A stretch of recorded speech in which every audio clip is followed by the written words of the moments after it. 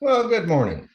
A little bit late than Friday, but it's a day ending in a Y, so we're okay. That's right. And it is supposed to be an ad hoc broadcast. Ad hoc. Yeah, ad and the hoc. Oh, can you do that on public airways? I don't know. I don't know. We'll find out. Exactly. Exactly.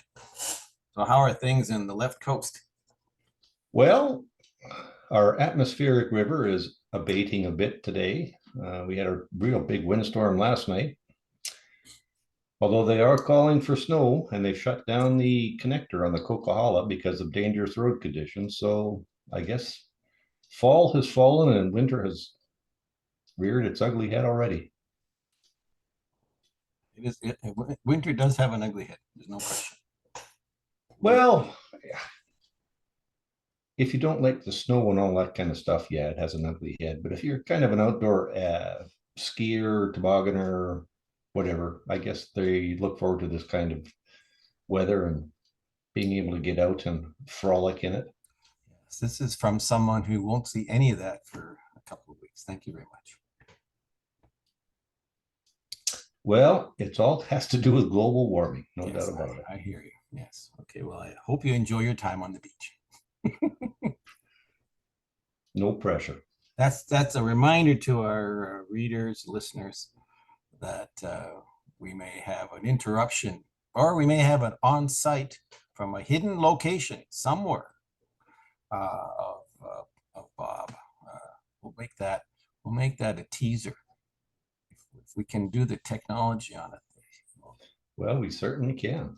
Yeah, then we'll see how that works out. Otherwise, I'll be all by myself making up stuff. Well, I think you did work with the federal government at one point, correct? There you go. You had to bring that up. Well, no, I'm just thinking that I think you and I were probably one of the only few people on the whole government payroll that were cleared to highly ridiculous rumor with the ability to create rumors by Wednesday at noon if none was started. So, By the way, I just before we went on, I was reading that TSA will continue to require proof of vaccine for non-U.S. citizens that fly into the United States. That's apparently till the effective till the 8th of January, 2023. So well, it'll be interesting to see what transpires in that respect. Are they looking like the airlines in Canada price themselves out, so now we can drive down and not get worried about our vaccination status and then fly from the United States to others? Yeah, I don't know. that's a good question. Um, this is part of I guess, the tail end of regulations that they're not sure exactly how to deal with as it winds Hmm. down. I mean, when it's the old adage: if you put a regulation or rule on the books, how do you take it off the books? Yeah, Well, yeah, most governments are, well, I shouldn't say most governments. My experience with most governments is that they put something up and are loath to take it down primarily because it might make them look bad. I did we err? Did we do this right? Are we going to get criticized? And uh, maybe not. I think a lot of it boils down to the fact that I think you were mentioning about the lawsuit in the United States where the Supreme Court ruled that this wasn't a vaccine. It was, this is John Kennedy Jr., who has taken went to the Supreme Court over the mRNA uh, claims that were made by the pharmaceuticals, and basically that it caused no harm. And essentially, they said, "Well, you can't say that." And so it's going to be interesting to see what the fallout from that is. That just happened, a couple of days ago. uh, Wasn't given much press because it's one of those one of those dry, not, it's a legal thing, and people don't spend a lot of time over that. Plus, this, and the U.S. is in the middle of this midterm election, which has got everyone pretty wound up. So this kind of falls between the cracks. But you can look it up on the internet. It's a lot of deep weed stuff, but interesting because when a decision like that is made, it has implications going on later, as Yeah, others. yeah. So It'd be one of those things I think we've talked about before. If you're in a government situation, it's not people questioning you spending billions of dollars. It's when you get down into the issues of less than a million, or perhaps less than $54 billion. you're talking about the ArriveCAN thing in Canada. Yeah. Yeah, well, that's interesting. You're right. You can con people if you like with huge numbers, and they really don't understand when you're talking billions. But when you're talking only millions, they seem to get a grasp of it. And I guess the ICANN thing that we've talked about a number of times on our broadcast, it's going to be audited by Parliament, and the government's going to have to come up with proof on whose bright idea this was. Where did the 54 million go? I mean, they may legitimately have some evidence. I'm going to reserve judgment, but the effectiveness and the efficacy of that program is clearly questionable. So Well, it's interesting too. Didn't it come out that one of the people that was supposedly a recipient of millions of dollars said, "We have no idea what you're talking about because we don't have any of that in our bank account"? correct. So yeah, that's for and I know that's a Canadian issue, but it's one that we'll not have to keep an eye on to see how that audit actually uh, goes and what are the findings. So that's one of those nice to chew on cases. Yeah. Uh, Well, I guess coupled with that is it's what we've talked about before. Or do we have the big things like a magician? Where let's look at the Ukrainian situation and have people's minds focused on that, and then we'll do other little things like spend $54 million. That it's just chump change, really, in the overall scheme of things. sort But of falls through the cracks, sort of thing. yeah, Yeah, well, it's the little things that tend to screw people up, and it's not uh, out of sort of context. And one of the other items on our agenda today was what Elon Musk and Twitter's doing. He's Twitter employees are filing lawsuits against Musk for basically telling about 50% or more of them that they're going to be laid off. Um, and so they've gone on a rampage to challenge the right of the employer to send the employees lay them off. So that's very interesting because there's apparently 3,700 of them, or about 50% of the workforce, that's going to be shown the door. What's curious about this case is that the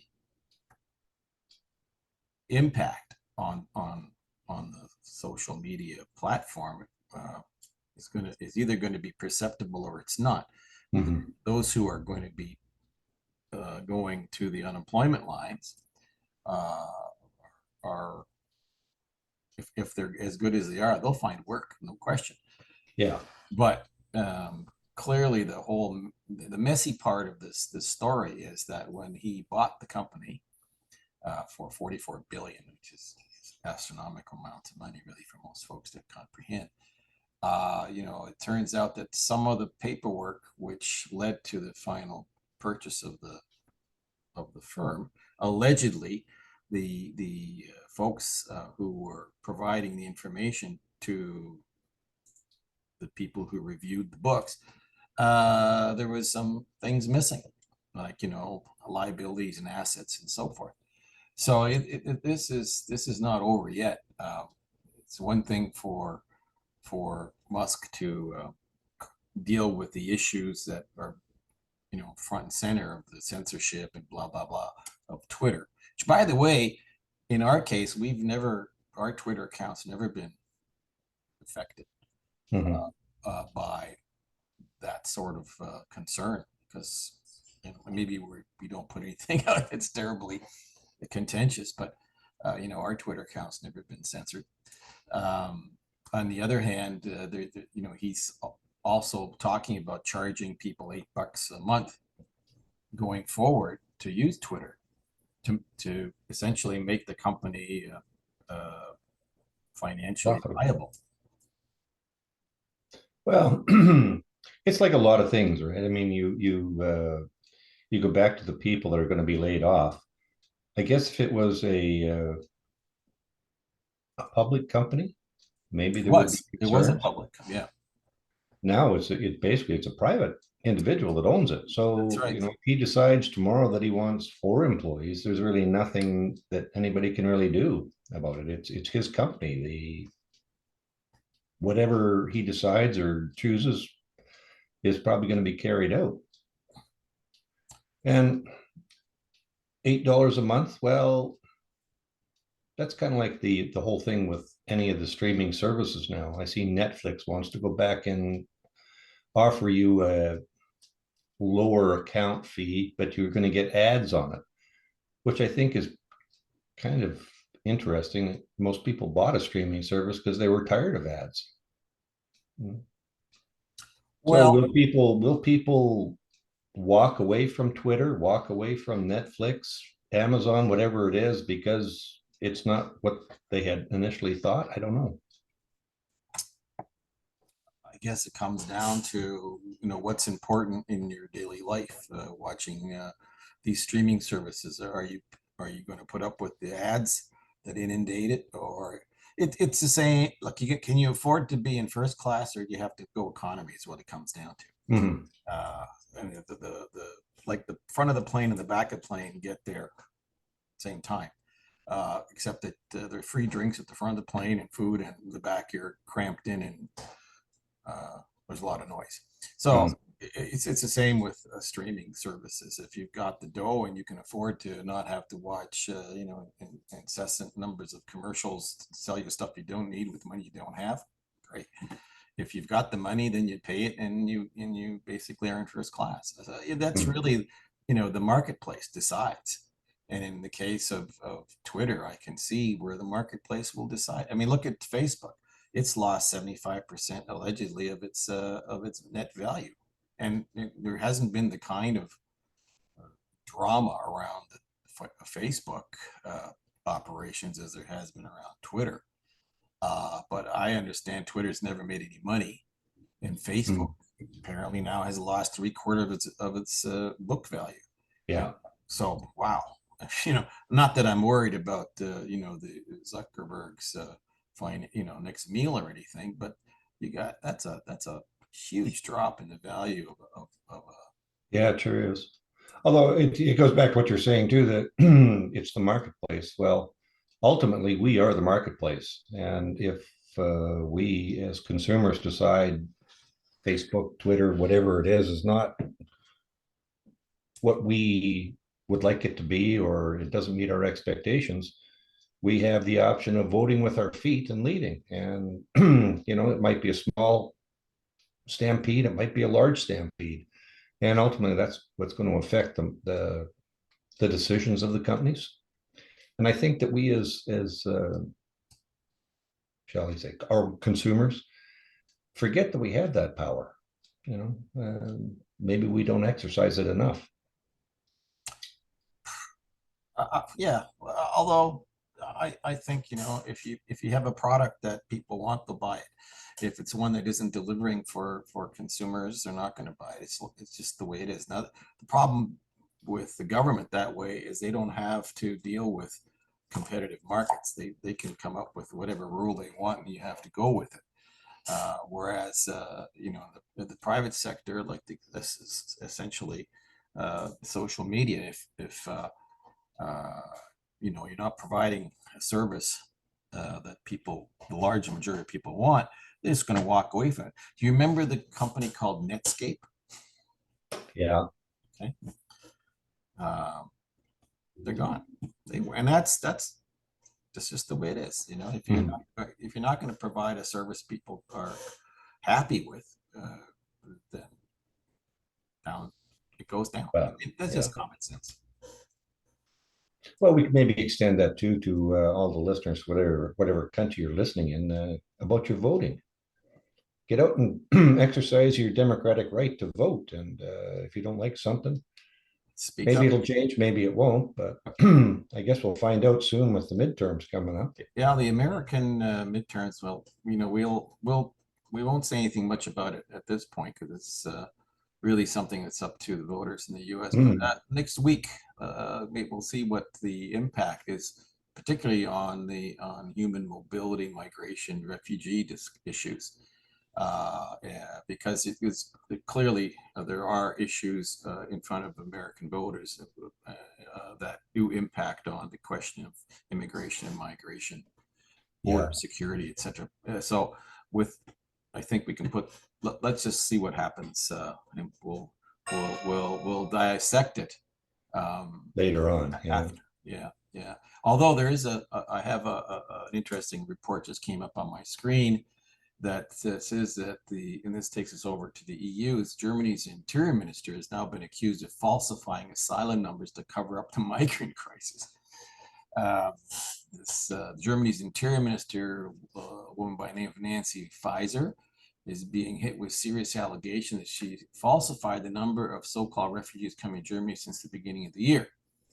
She claimed that there are 57,000 some refugees entering the German territory, while the federal police have registered 101,000 since January. So her figure is 40% lower than her own authorities are recording.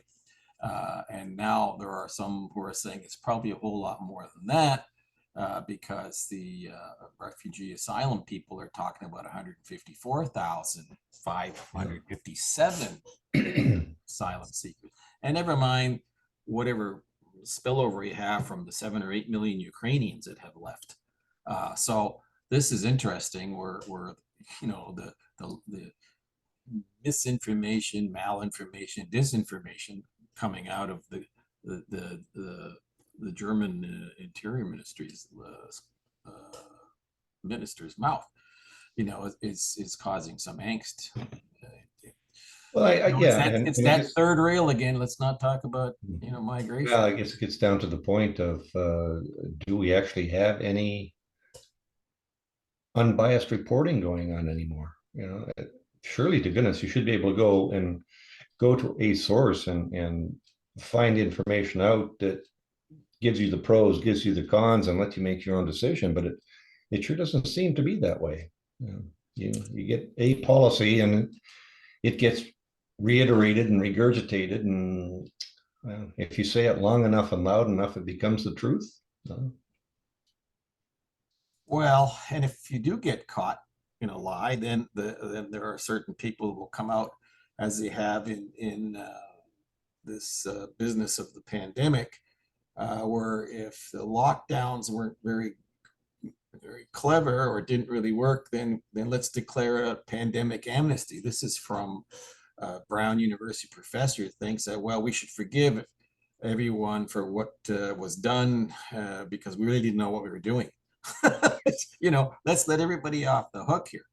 Well, that's a tough mea culpa to swallow. What do you mean? And this was in the Atlantic magazine, which is a widely read, left of center publication, but aggressively promoting the issue of, well, we should have an amnesty on people who conned you for the last 2 years. Like, okay, how does that work? Excuse me. Well, it's an amnesty for what? For screwing up the economy. I'm sorry. Well, screwing up your kids' education, for having thousands of people who died in various retirement homes, and it's just And I'm not laughing because it's funny. I'm laughing because of the insanity of it all. Can't we just all get along? well, you would hope so, but I guess there's human nature is a great equalizer. It's really challenging to argue what you just said about can't we all get along when so many aggrieved people, uh, and not of a lot of it might be imagined, from the so-called woke side, but there really were some terrible things that happened.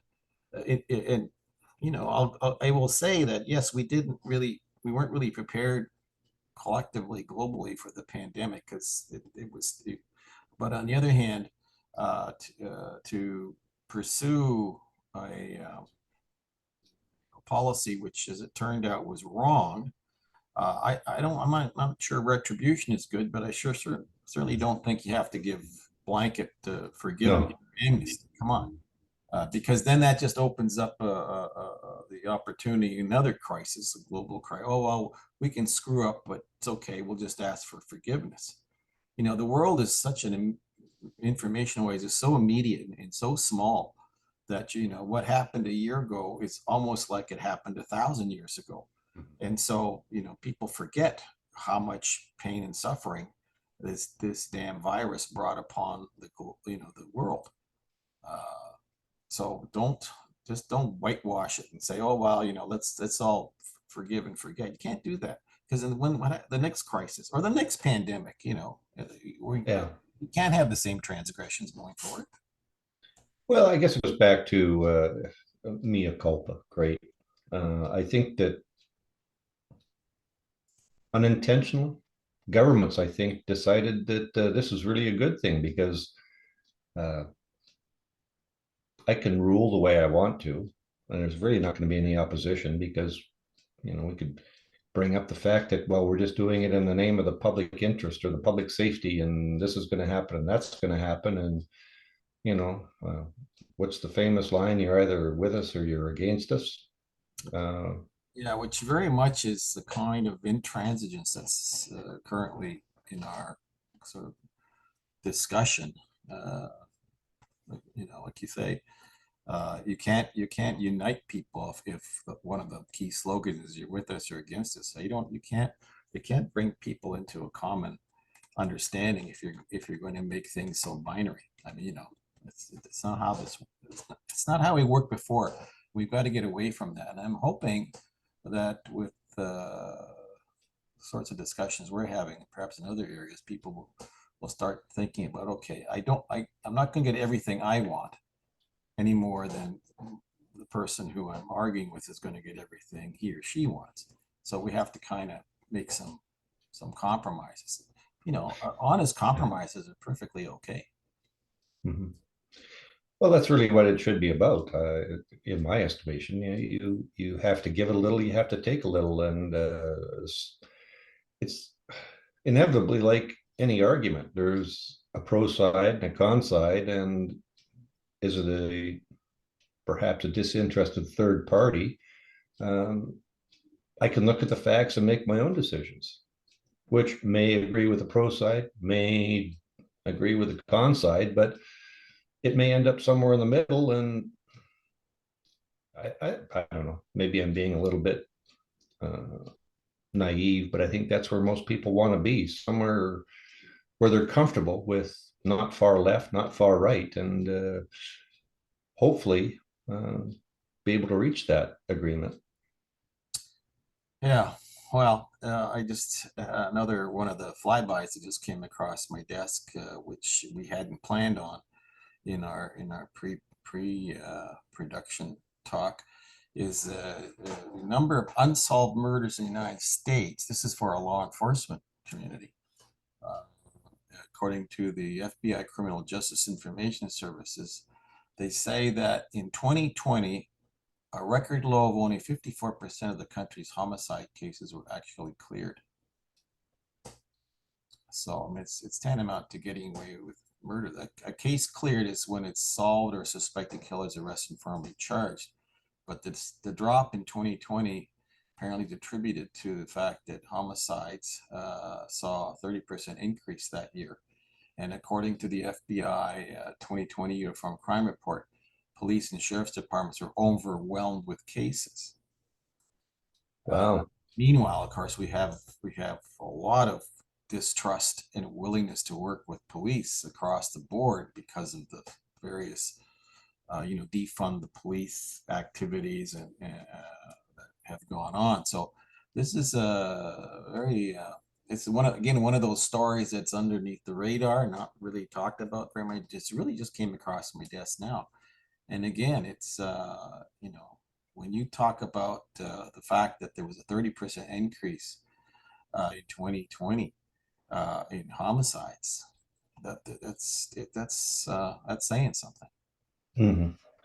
I don't know. Here locally, watching the news, it's sad with homicides being that much of an increase. But how many more cases of mentally uh, disturbed individuals are going out? We've had so many unexplained attacks where somebody's just walking down the street and they get blindsided. Um, does this fall in like? Is this part and parcel of being locked up for so long that people are getting out and they don't know how to act in society again? Or I don't know. Well, I think that's a discussion that we'd have to have with someone who has direct sort of experience and knowledge of the psychology of criminality, particularly these spontaneous things that people get pushed on subway tracks, or you're just walking down the street and you get clocked by someone. This, yeah, it's almost like there's a mass psychosis going on, and it's affecting a percentage of the population who might be aggrieved or homeless or Hmm. mentally unstable. I mean, a normal person does not walk down the street and punch someone in the back of the head for no particular reason. Okay, so the talk a lot on uh, media by politicians that we have a mental illness crisis in North America, for example. Yes, one would say that you'd have to uh, suggest that someone who hits another person for no apparent reason has got a problem. Now, yeah, a person might have a cognitive problem of some kind, Hmm. but when you connect that to the change in attitude by the court system, thinking that leniency, no direct uh, correlation between time, sentencing, and the crimes, and it became. I guess I'm trying to say is something's gone wrong along the way here, and we need to, as just uh, citizens, as people who aren't experts in criminology, we need to kind of get some answers Hmm. as to what is driving this. I mean, we can throw in the business of defunding the police and the changes in the justice system and blah blah blah. But this is COVID connected. I don't know. Is it Yeah. because of the downturn in the economy? I don't. I mean, it really is a tough one. But I tell you, the streets of large urban centers now are becoming, especially the core, where there are tens of thousands of homeless people in some major cities living on the sidewalks. It's dangerous. Hmm. It's not because the homeless issue is one that I think can be dealt with if we stopped with the preconceived notions of why people are there. There's got to Yeah. be some clean water poured into the glass on this one by not only well-meaning but well grounded experts and folks who know what they're talking about. We don't, I just see too much. We don't have enough information, and we have a lot of conjecture on the issue in the press and in social media. So it's really one that's quite, for me anyway. I admit that it's intellectually challenging to come up with an answer on how to deal with that aspect of crime that's generated as a result of the things we talked about. Yeah, it totally is it you're right, is it COVID related, is it recession related? It would be nice to be able to have a crystal ball and look into the future and see if there's going to be any answers that come towards this. But I like you, I guess, I could be walking down the street here and have an issue. And it used to be, oh, gosh, you don't go to east end of town. You don't do this. Well, that east end of town has become virtually anywhere now. You really got to keep an eye out and watch out for things. And maybe, again, my armchair psychology degree, which I think I got off the back of a matchbox, says maybe it is related to the fact that we were locked up for so long, and we've never had that happen in the course of human history that I'm aware of. And as a result, we don't have any real plan or tactic on how we can and reintegrate people back in from being basic loners. Well, it really is a problem of our times, and it's not like we don't have the intellectual capacity and the means to deal with it. But what we don't seem to have is the resolve of the leadership of the most senior people to talk about this in a tangible, concrete way. There's a lot of talk that's very superficial, Mm-hmm. but not, and I think it's you see great cities like New York and London, Berlin, Vancouver, the core of these cities is rotting out and people are abandoning it. This is not, this is symptomatic of something, a deeper malaise that the leadership better get to grips with. Yeah. So it's as global as inflation. It's as global as energy shortage. It's as global as you know re- trafficking in people. It's as global as Yeah. like Well, this and is I guess that goes back to we've discussed it on previous episodes of trust in your government.